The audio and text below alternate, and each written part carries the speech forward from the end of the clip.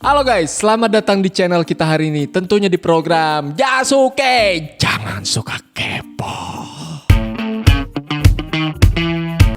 By the way, proyek pemindahan ibu kota dari Jakarta ke lokasi baru yang tepatnya ada di Kalimantan Timur ini bakal segera terrealisasi cuy. Hal ini bisa gue share ke lo semua karena Presiden Jokowi udah secara resmi menandatangani Undang-Undang IKN nomor 3 tahun 2022. Terus juga selain itu, Presiden Jokowi dan juga para gubernur dari 34 provinsi yang ada di seluruh Indonesia sudah melakukan kegiatan simbolis gitu di IKN. Salah satu kegiatan yang dilakukan bareng para gubernur itu adalah penyatuan tanah dan air yang dibawa oleh gubernur dari 34 provinsi ke dalam kendi Nusantara di titik nol ibu kota negara Nusantara di tahun 2022 lalu.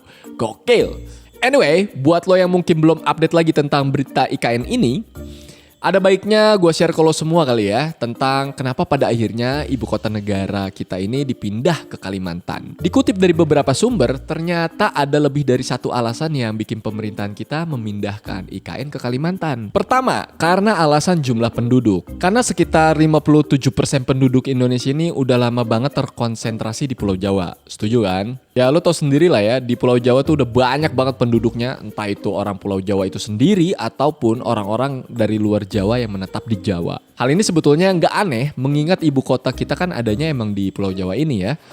Makanya Pulau Jawa dianggap bisa ngasih banyak kesempatan hidup untuk orang-orang dari Pulau Jawa lainnya. Ya mungkin biar pas IKN pindah ke Kalimantan, persebaran penduduknya menjadi lebih merata lagi, nggak kumpul di satu pulau aja. Lanjut alasan kedua, karena adanya krisis ketersediaan air di Pulau Jawa, terutama di DKI Jakarta dan Jawa Timur. Terus ada alasan lainnya yang juga berbunyi pertumbuhan urbanisasi yang sangat tinggi yang lagi-lagi udah bisa ditebak. Konsentrasi penduduk terbesar itu banyak tumpah di Jakarta dan kota-kota satelit lainnya kayak di Bogor, Depok, Tangerang, dan juga Bekasi. Dan masih banyak lagi deh alasan lainnya yang bikin IKN jadi dipindah ke Kalimantan.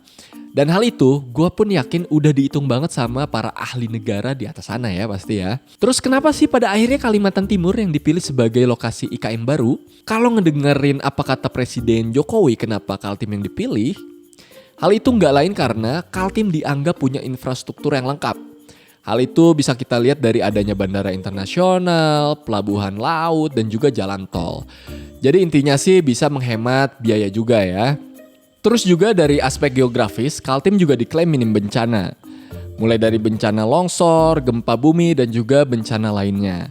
Nah, pertimbangan ini juga yang akhirnya dinilai Kaltim adalah lokasi yang cukup strategis untuk pembangunan IKN baru. Tambahan lainnya, Kaltim juga minim konflik sosial. Terlebih alasan presiden yang bilang bahwa pemindahan ibu kota ini bukan cuma urusan infrastruktur aja, tapi lebih jauh adalah tentang sosiologis dan juga urusan sosiopolitik. Anyway, buat lo yang pengen tahu lokasi tepatnya di mana, IKN di Kalimantan itu bakalan mencakup sebagian wilayah yang ada di Kecamatan Samboja, Kutai Kertanegara, dan juga Kecamatan Sepaku, Penajam Pasar Utara. Terus di Kecamatan Sepaku itu juga kalau nanti lo bertandang ke sana, lo akan lihat ada Tugu Titik Nol IKN Nusantara yang udah dibangun.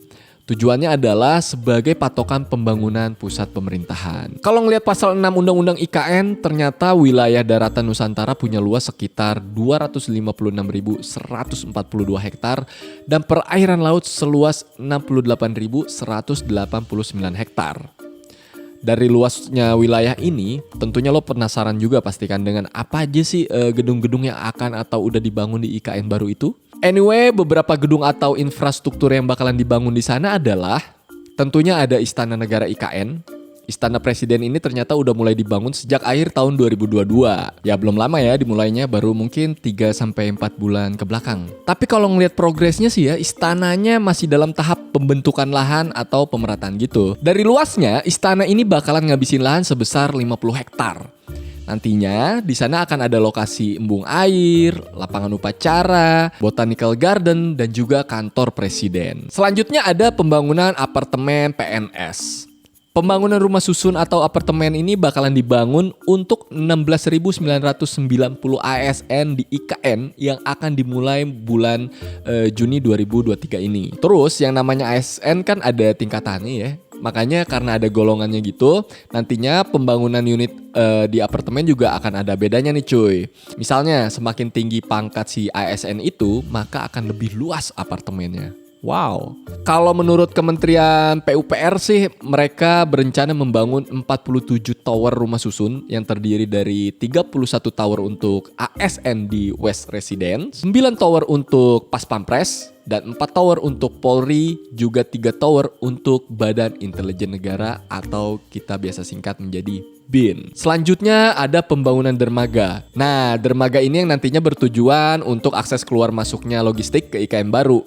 Selain itu, dermaga baru ini juga nantinya diharapkan bisa menjadi akses untuk masyarakat menuju IKN. Terus ada pembangunan kereta api dan terowongan bawah laut. Kalau menurut Dani Sumadilaga, Doi ini adalah Ketua Satgas Pelaksanaan Pembangunan Infrastruktur IKN Nusantara. Dia bilang gini, selain jalur darat lewat jalan tol, pemerintah juga punya rencana untuk membangun akses kereta api dan juga terowongan bawah laut.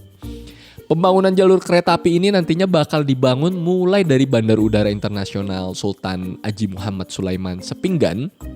Tapi bagusnya sih ya menurut gue ya, selain punya jalur menuju IKN, kereta api ini juga bisa diharapkan bisa punya jalur lain untuk melayani masyarakat Balikpapan juga. Nah, buat lo yang gak sabar IKN pindah ke Kalimantan, coba komen dong di kolom komentar. Dan apa alasannya lo bisa sampai gak sabar untuk menunggu ibu kota pindah ke Kalimantan? Oke, itu dia pembahasan gue kali ini di Jasuke. Jangan suka kepo. Semoga informasi gue ini bisa memenuhi atau menjawab kekepoan kalian tentang IKN ini. Oke, sampai ketemu di episode berikutnya.